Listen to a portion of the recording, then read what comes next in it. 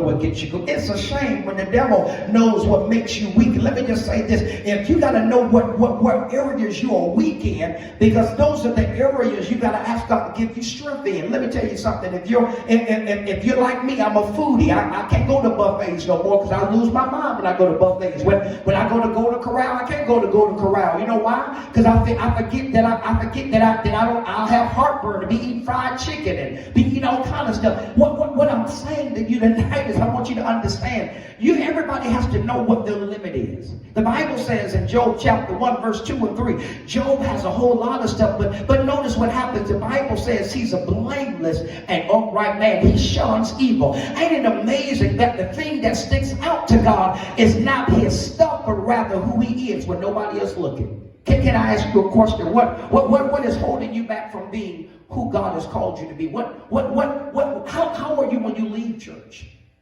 How are you when you get off the line?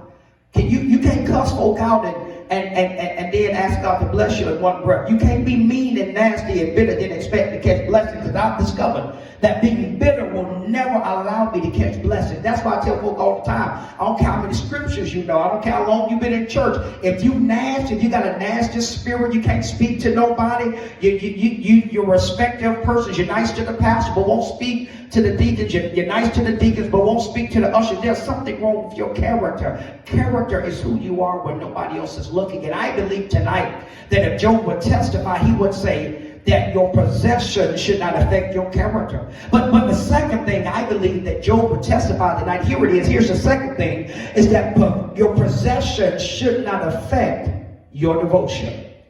Hear what I said. Not only should your possessions not affect your character, but the second thing I believe Job teaches us tonight, that Job testifies tonight, is that your possessions should not affect your devotion. Go with me to Job chapter 1, verse 4 and 5, because the Bible says in verse 4 that his sons used to hold feasts in their homes on their birthdays. They would invite their three sisters to eat and drink with them. And the Bible says in verse 5, when a period of feasting had run its course, Job would make arrangements for them to be purified.